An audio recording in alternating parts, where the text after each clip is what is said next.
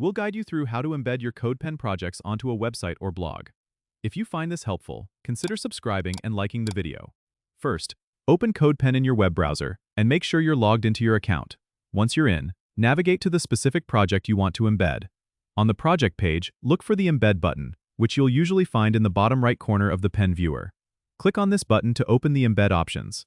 You'll see a pop-up with different choices for embedding, such as the type of embed, including HTML, CSS, and JS, and how you'd like the result to display.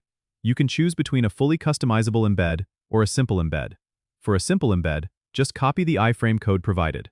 If you want more customization, you can click on Show Advanced to reveal additional settings like adjusting the height and width, selecting a theme, and more.